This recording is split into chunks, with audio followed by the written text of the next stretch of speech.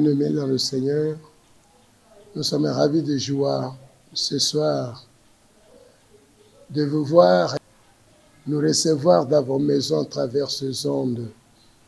Ce soir, nous allons vous parler de la part du Très-Haut. Écoutez, bien-aimés, le titre de notre prédication de ce soir s'appelle « Dieu veut faire quelque chose de nouveau ». Écoutez, Dieu veut faire quelque chose de nouveau. Dieu va se souvenir. Écoutez, la Bible dit Dieu a fait toutes choses. Et où Dieu fait toutes choses pour un but. Le but, le primordial que Dieu avait créé, la terre, c'était pour que l'homme y habite. Et il n'a pas laissé l'homme habiter dans la divagation, non. Dieu a créé un jardin qui s'appelait Jardin d'Éden. Ce nom-là, Éden, signifie lieu de délices. Dieu, par là, Dieu veut que l'homme puisse habiter dans le délice, dans la grande joie. Qu'est-ce qui fait qu'aujourd'hui les hommes sont en train de mener la vie que tout le monde connaît aujourd'hui? C'est la conséquence du péché. Dieu qui est plein d'amour, qui se souvient de l'œuvre de ses mains. Non, j'avais créé le jardin d'Éden pour que les hommes y habitent. Et il y avait un seul homme qui avait habité à ce jardin. Adam, lui seul, même pas ses enfants. Sa femme aussi habitait avec lui quelques années après. Dieu les avait chassés du jardin d'Éden. L'ange de Dieu était venu là-bas garder le jardin d'Éden. Et le travail que Dieu avait fait, c'est en vain. Non, Dieu s'est souvenu de son œuvre, du travail qu'il avait fait. Et Dieu se souvient des hommes. En créant l'homme, qu'est-ce que Dieu avait dit? Créons l'homme à notre image et à notre ressemblance. L'homme est l'image, l'homme est la ressemblance de Dieu. Dieu ne connaît pas tous ces fléaux que l'homme est en train de connaître aujourd'hui. Dieu est en train de vivre dans une grande joie, dans une joie ineffable, dans le délice. Alors Dieu veut que l'homme puisse aussi habiter dans le délice. Alors, de temps en temps, à partir d'Adam, après l'expulsion d'Adam, le péché d'Adam, la réponse était simple, qu'Adam reconnaisse seulement que papa, j'ai péché, aie pitié de moi. C'était fini, mais Adam n'a pas fait ça. Adam a essayé, à chercher le moyen de se justifier. Comme nous aujourd'hui, nous sommes dans le péché, nous péchons. Au lieu de nous humilier devant Dieu, non, nous voulons chercher des occasions pour nous justifier. C'est parce que. Et tout ça, nous héritons Dieu sans le savoir. Adam a hérité Dieu et Dieu a appliqué sa parole. Que l'âme qui pêche, c'est celle qui mourra. Et Adam pensait à la mort physique. Or, c'était la mort spirituelle. Adam devait habiter loin du jardin, au milieu des souffrances, de la misère, de tout ce que connaissent les hommes aujourd'hui.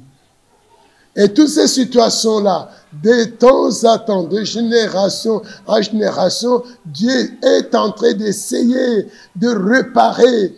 C'est ainsi que, voyant les hommes d'Adam jusqu'à Noé, les hommes ont multiplié leurs offenses, ont multiplié les crimes, ont multiplié leur désobéissance envers Dieu. Et Dieu a exterminé cette race-là, donnant à Noé une race nouvelle, pensant que cette race, cette génération obéirait à Dieu. Parmi cette génération-là, c'est seulement Abraham qui est venu, qui a obéi à Dieu. Abraham seul et ses enfants et son petit-fils. Après la disparition d'Abraham, d'Isaac et de Jacob, les hommes sont rentrés encore dans leur désobéissance. Moïse est venu faire libérer seulement les enfants d'Israël. Et les enfants d'Israël, Moïse les a libérés. Est-ce qu'ils ont marché dans la crainte de Dieu? Personne n'a marché dans la crainte de Dieu. Ils ont continué la rébellion. Dieu a effacé sur 600 603 550 hommes qui sont sortis de l'Égypte. Il n'y avait que 2 seulement qui sont entrés dans la terre promise. Et dans la terre promise, Néhémie va sonner les cris d'alarme. Ils sont habités, Dieu les a fait habiter dans le pays, qui n'ont pas construit des maisons, qui n'ont pas construit des arbres, qui n'ont pas battu, mais ils ont vécu dans ce pays-là, dans le délice et dans le volupté. Ils ont mangé, ils ont bu, ils se sont engraissés, ils ont vécu dans le délice. Voilà le délice qui revient encore de la terre promise. Mais écoutez, ils n'ont pas étaient obéissants à Dieu. Vite, vite, ils ont appris la rébellion. Ils se sont rebellés contre Dieu. La nation unie s'est divisée après la mort de Salomon. Et cette nation divisée, 10 tribus, sur 12 tribus, 10 au nord, 2 tribus au sud. Les tribus du nord vont disparaître. Et comme ça, après quelques années, et les tribus du sud vont aller en captivité. Et c'est le temps des nations. Et dès ces jours-là, les nations puissantes se sont succédées. Babylone est passée, le Mède et le Perse sont passés, les Grecs sont passés, les Romains sont passés. Et avant que Jésus arrive, Jean-Baptiste est venu dire que le royaume de Dieu est proche. La grande chose, c'est se repentir. Mais les hommes n'ont pas voulu se repentir, vont couper la tête de Jean-Baptiste. Jésus est venu appeler les hommes à la repentance. Jésus dit, je suis venu pour créer une terre nouvelle. Est-ce que les gens ont entendu Jésus? Non, les gens ont pendu Jésus sur la croix. Et les apôtres ont souffert des tortures et ainsi de suite. Jusqu'à aujourd'hui, le grand souci de Dieu. Alors, Dieu va parler. Nous allons lire dans Ésaïe chapitre 65 au verset 17. La Bible, je lis, « Car je vais créer de nouveaux cieux et une nouvelle terre.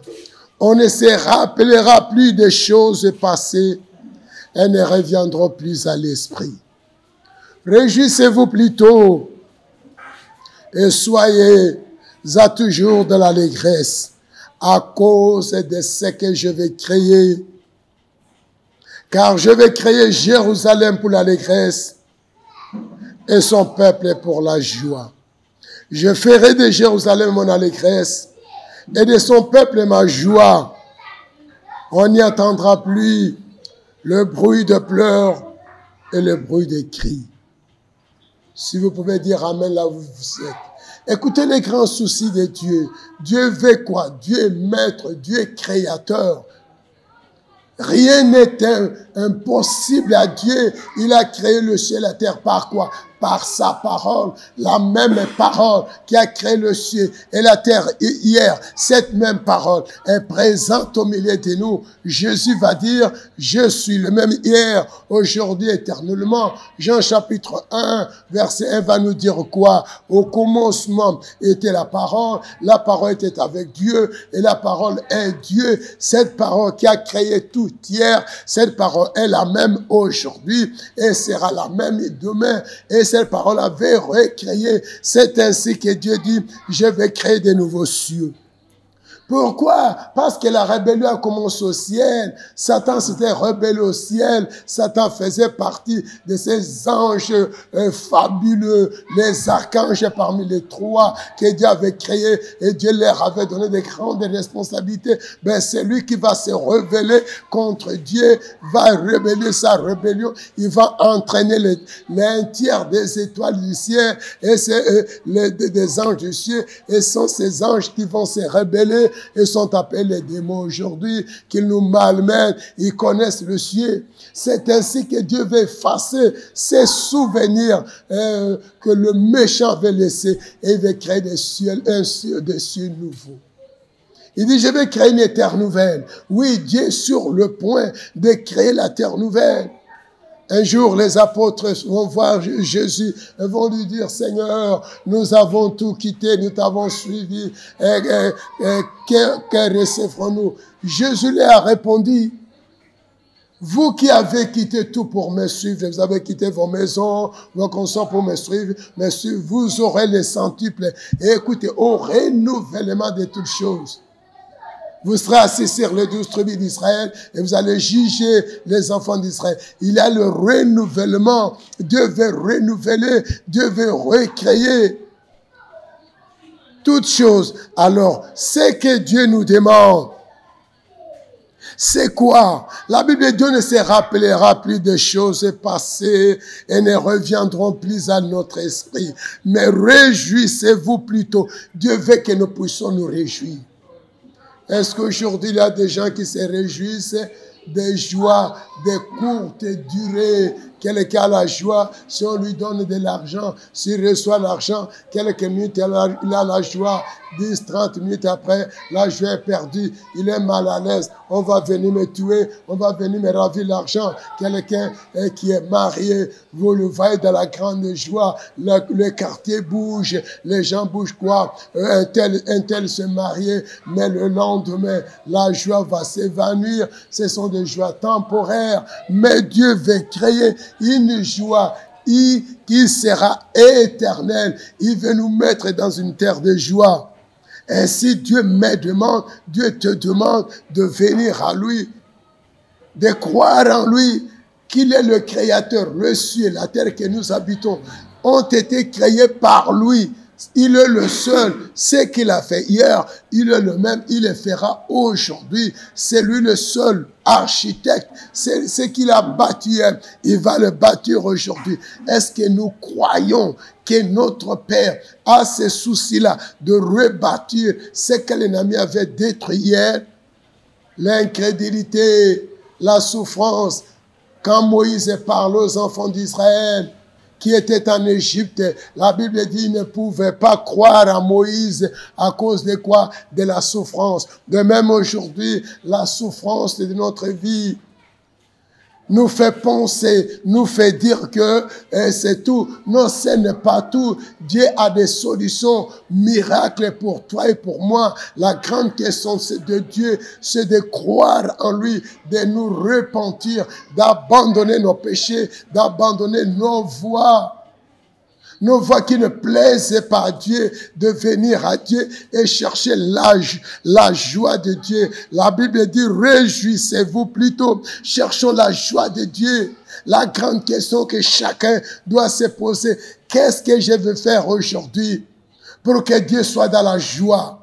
Qu'est-ce que je veux faire pour que Dieu soit dans la joie? Ce que j'ai fait, est-ce que ça fait la joie de Dieu ou ça déshonore Dieu par nos péchés? Nous déshonorons Dieu par nos péchés. Nous ne faisons pas la joie du cœur de Dieu. Bien-aimés, comprenez que toute l'humanité, depuis Adam jusqu'à aujourd'hui, la Bible nous dit, il y a une seule personne qui a fait la joie de Dieu. C'était qui? C'était son fils Jésus-Christ. Et quand, après le baptême de Jésus, son Père va le confirmer. Il va dire, le ciel va s'ouvrir et une colombe va descendre. C'est le Saint-Esprit. Et une voix se fait entendre, c'est mon fils bien-aimé, en qui j'ai mis toute mon affection.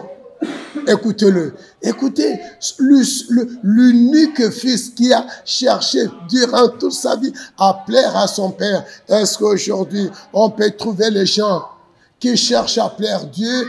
Bien, nous prenons la Bible, nous interprétons la Bible, nous prenons tous les grands noms de Bible, les archibishops, les ceci, les cela. Gloire à Dieu. Est-ce que tous ces noms que nous avons hérités de la Bible, nous cherchons à faire la joie de celui-là qui a fait que nous puissions hériter ces noms et qui nous prépare un royaume inébranlable, un royaume éternel où nous y habiterons d'éternité en éternité. Nous essayons de faire sa joie où tous les jours nous ne faisons que l'amertume dans son cœur. Ainsi, Dieu va dire à Noé, je me repens d'avoir fait l'homme sur la terre, car toute les pensées du cœur de l'homme se portent uniquement vers le mal, depuis le plus petit jusqu'au plus grand.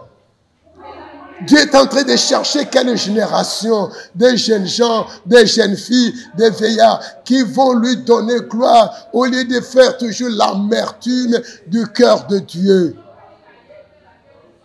Bien-aimés, Dieu est sur le point de faire quelque chose. Il dit, soyez toujours dans l'allégresse à cause de ce que je vais créer. Dieu est sur le point de créer quelque chose.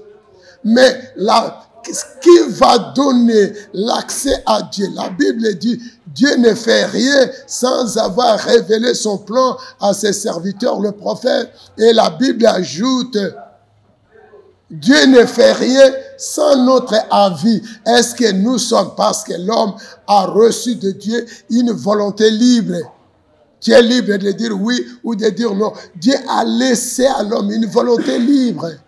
Par contre, à toutes les autres créatures, même les créatures angéliques, les anges ne sont pas libres, n'ont pas la volonté libre comme l'homme. Mais toi, l'homme, tu as la volonté libre. Et Dieu demande cette volonté-là. Si tu vas accepter cette volonté, faire la joie, l'allégresse du cœur de Dieu, fais-lui donner quelque chose. Qu'est-ce qu'il veut? La joie et l'allégresse. Alors, Dieu va faire quelque chose de grand, quelque chose de nouveau.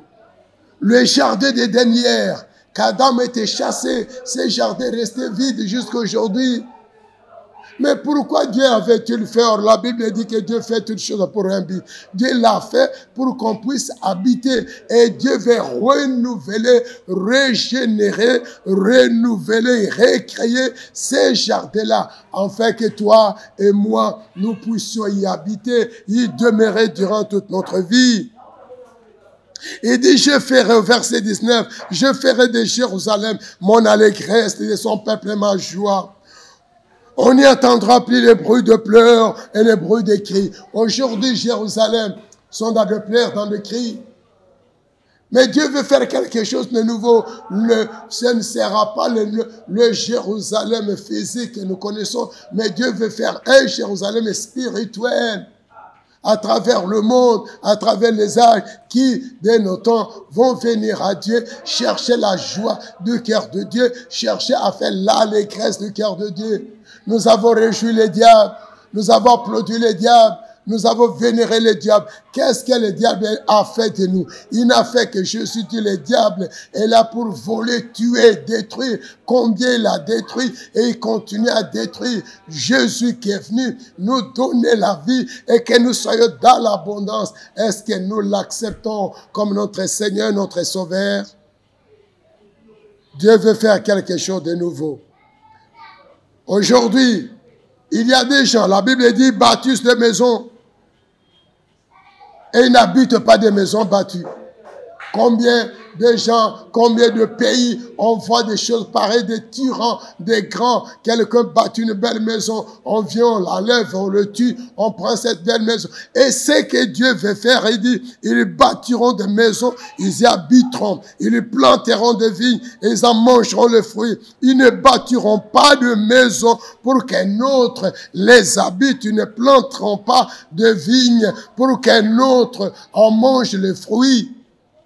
Les jours de mon peuple seront comme les jours des arbres. Et mes élus jouiront de l'œuvre de leurs mains. Oh, les élus de Dieu! Pourquoi perdre le temps dans des choses vaines que Salomon les a qualifiées de vanité, vanité de vanité, tout est vanité. Ce monde de vanité passe, la richesse de vanité passera, la gloire de vanité va passer. Tout ce que nous convoitons aujourd'hui, penseront, ce seul est la parole de Dieu qui demeurera éternellement. Merci bien-aimés et bien-aimés. Voilà le peu d'exhortation que j'avais à vous adresser ce soir. Cette parole est la parole de Dieu, c'est la voix de Dieu. Croyez, Dieu est sur le point de faire quelque chose de grand. Crois seulement, ouvre seulement ton cœur, répands-toi, répands-toi, abandonne le péché, donne-toi une loi dans ta vie. La loi c'est quoi? Chaque jour que Dieu me donne, il faut que je cherche à faire la joie de son cœur. Cherche à faire la joie du cœur de Dieu. Fais son allégresse comme son fils l'a fait toute la journée. La Bible dit, Jésus passait dans les enseignements le soir. Il allait guérir toutes les maladies, toutes les infirmités. La nuit, il était dans la montagne, il était dans la montagne en train de prier son Père toute la nuit. Qui peut vivre, mener une telle vie aujourd'hui? Que Dieu vous bénisse. Merci. Alors, nous allons prier pour la parole, Seigneur Dieu Tout-Puissant. Père, le ciel passe et la terre passe. Un seul iota de ta parole ne passera point. Tu es sur le point de faire quelque chose de nouveau. Père, je prie. Je prie, Seigneur, que ta parole trouve son accomplissement. C'est toi, à travers de cette parole, touche le cœur de tous les bien-aimés qui m'ont écouté, qui vont m'écouter, qu'ils disposent leur cœur, qu'ils disposent leur âme pour chercher ta joie, pour chercher à faire l'allégresse de ton cœur, pour croire à ta parole, ainsi pour te permettre, Seigneur, de faire de grandes choses. Je bénis quiconque va écouter cette parole. Je bénis tous mes bien-aimés à travers ces ondes. Je bénis mon bien-aimé Thierry Kamba qui était derrière la caméra. Je prie, Seigneur, que tu étendes sa main, qu'il trouve quelque chose de nouveau, que tu fasses de grandes choses dans sa vie, que tu transformes sa vie, que tu lui donnes tout ce que son cœur désire. Que ta bénédiction repose sur notre agence, Aouchi Service. Bénis mon bien-aimé, Caleb Kalenga, Kakozi. Bénis sur sa maison, que son œuvre puisse aller de l'avant, qu'il soit béni à tous égards. Merci Seigneur de ta grâce, que ta paix demeure dans ce pays, la RDC, que tu nous as donné, cette RDC que vivaient mes ancêtres, qu'a vécu mon père Aïdina Bala, cette RDC que tu nous donnes aujourd'hui, nous cette génération, que cette RDC connaisse ta paix Seigneur. Les os de Simo Kimbangu reposent dans ce pays, les os d'Aïdina Bala reposent dans ce pays, que ce pays soit un pays de paix. Parce que règne, pour que puissent régner les os de ses serviteurs. Bénis toutes nos frontières, bénis ce pays, Nous lions tout ce que l'ennemi est en train de manœuvrer, toutes les manégasses de l'ennemi, visant à déstabiliser, à répandre le sang, soit lui enchaîné, condamné sous la croix de notre Seigneur Jésus. Sois loué, Seigneur, pour tout ce que tu as fait faire, pour la seule gloire de ton Saint-Nom, dans le puissant nom de Jésus-Christ. Nous avons ainsi prié, et que tous les saints disent avec moi, Amen. Amen. Amen. Soyez bénis chez vous. Nous appelons pasteur Jean Goundouani de l'église de la repentance de l'évangile du 21e siècle, en sigle EREVA 21. Notre direction se trouve dans la ville de Kinshasa, dans la République démocratique du Congo, la ville province de Kinshasa, commune de Matete, quartier de Bonhomme, Arema Crévet, 3e rue, numéro 51. C'est là où nous sommes tous les jours. Nous y sommes. Notre téléphone toujours ouvert, 09 98 62 43 06. Je reprends, 09 98 62 43 06. Ou bien vous prenez Vodacom 0421 0345 113. C'est notre numéro. Si vous voulez nous contacter, nous sommes ouverts à tout moment. Nous sommes à votre service. Soyez bénis, au nom de notre Seigneur et Sauveur Jésus-Christ. Ciao, à bientôt. Merci.